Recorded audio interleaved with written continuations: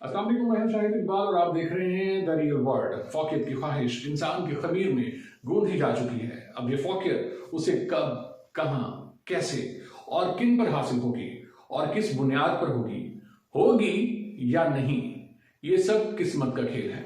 इस सवाल का जवाब किसी के पास नहीं, मगर आज के इंसान की मीडिया, फिल्म और ड्रामा इंडस्ट्री के जरिए ये माइंड मेकिंग कर दी गई है कि दूसरों पर फौकियत सिर्फ दौलत की बुनियाद पर हासिल की जा सकती है और इसे खुद किसी ना किसी तरीके से कोशिश करनी है ये दौलत हासिल करने की। अब हमारी ये प्रोग्रामिंग वो क्यों करते हैं? इस ब्रेन वॉशिंग का उनको क्या फायदा है? असल में इसके पीछे साइंस पर आप कभी भी गौर नहीं करेंगे, क्योंकि आप टेम्पटेशन का शिकार हो चुके हैं।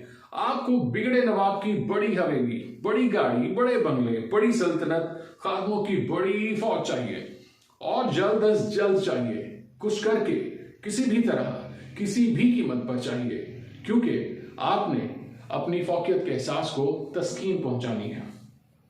आपको नहीं पता कि आप जिसको अपना जाती एजेंडा समझ चुके हैं वो आपके जहन को कैप्चर करके इसमें डाला गया है। ये एजेंडा असल में जिनका है वो आपको वेल्थ क्रिएटिंग मशीन बना चुके हैं, जो 24 घंटे कमाए, उसका कोई रिश्तेदार ना हो, वो खुद को और अपनी फैमिली को टाइम ना दे। आपकी जिंदगी का एक एक सेकंड उनके लिए कीमती है।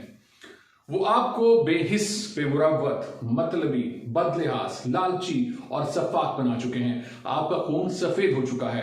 आपके माँ बाप, औलाद, बहन भाई, दोस्त, रिश्तेदार, इंसानियत, इखलाक और तो और जिंदगी का मकसद सिर्फ पैसा है। और जब आपकी आंखें खुलती हैं तो पैसे के अलावा आप सब कुछ खो चुके होते हैं। आप गिल्टी फील करते हैं, डिप्रेशन का शिकार हो जाते हैं, सारी तबाही का खुद को जिम्मेदार समझते हैं। आप अपनी दुनिया और आखिरत अपने हाथों बर्बाद कर चुके होते हैं। लेकिन ठहरिए, क्या ये सब आपने किया या आप किसी के एजेंडे का शिकार हुए? अब आप कहेंगे कि मुझे किसी ने डिक्टेट नहीं किया कि मैं ऐसा करूं, मैं ऐसा करने में खुद मुख्तार था।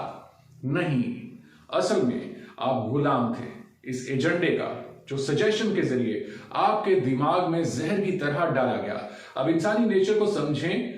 हम हर हुक्म की तामील नहीं करते, मगर हर सजेशन का शिकार जरूर होते हैं। ये बड़ा इफेक्टिव टूल है। इसमें विक्टिम का कॉन्सेंट और उसका जाती एजेंडा शामिल होता है।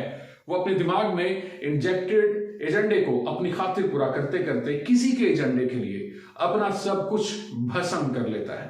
अब ये कहानी तो उन 5% ट्रेजिक हीरोज की है जो कम से कम सब बर्बाद करके दौलतमंद बन जाते हैं, मगर बाकी 95% का क्या बनता है? वो अपनी सेहत, जिंदगी, रिश्ते नाते सब बर्बाद करके भी गुर्बत से नहीं निकल पाते। यानी बकौल शायर, ना खुदा ही मिला, ना मिसाले सनम, ना इधर के रहे ना उधर के रहे। ऐसा क्यों होता है जबकि उनकी डिवोशन और कुर्बानी में कोई कमी नहीं होती? इसका जवाब ये निजाम है जो आपके गासिबों के एजेंडे को पूरा करने के लिए डिजाइन किया गया है, ना कि आपके एजेंडे को।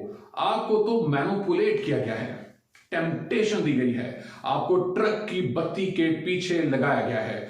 आपने बस घबराना नहीं, रात दिन सिर्फ कमाना है, जो मुख्तलिफ तरीकों से उचक लिया जाता है। यानी चींटियां रात दिन मेहनत करके अनाज इकट्ठा करती हैं और उसे चूहे खा जाते हैं।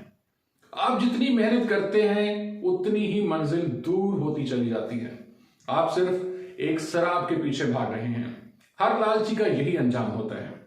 मगर अब क्या कीजिए कि मुसलसल टेम्पटेशन ने लाशऊरी तौर पर इस दुनिया के हर फर्द को लालची बना दिया है। अब लालच को एक जायज हक तस्लीम करवाया जा चुका है। अब हलाकत हर फर्द, हर नस्ल और हर मुआशरे का मुकद्दर बन चुकी है, जब तक कि वो इस रजाकाराना गुलामी से निजात हासिल नहीं कर लेता।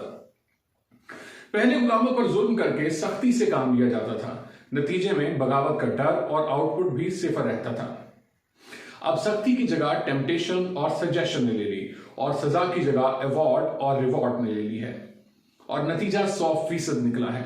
अब हाकिम भी खुश, गुलाम भी। इसे कहते हैं आमों के आम, गुठलियों के दाम।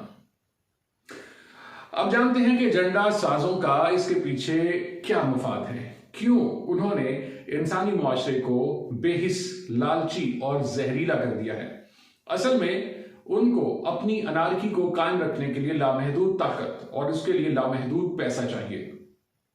अब महदूद इंसानी और माशी वसाइल को इस तरह यूटिलाइज किया जाए कि इनसे लामहदूद करेंसी क्रिएशन को आपकी मनी क्रिएशन यानी वेल्थ क्रिएशन से जिला और जवाज बख्शा जाए, वरना ये बेसरोपा करेंसी पर चलने वाला निजाम और इसके बेनिफिशियरी अनारकी एक सेकंड भी अपना वजूद बरकरार नहीं रख सकती।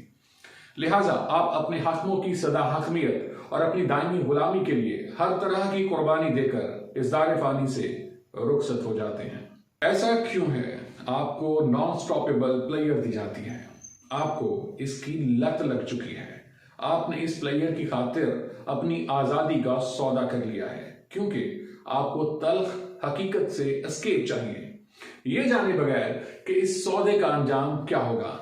जैसा कि 2016 में वर्ल्ड इकोनॉमिक फोरम में फैसला किया गया कि 2030 तक आपका कुछ नहीं होगा, मगर आप फिर भी खुश होंगे।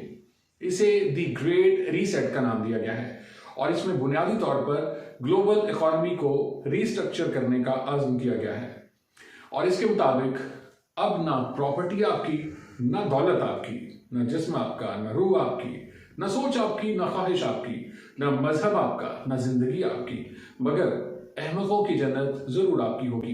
क्योंकि रोमन शायर जुवेनल ने कहा था, इनको रोटी और सर्कस दो, ये कभी बगावत नहीं करेंगे।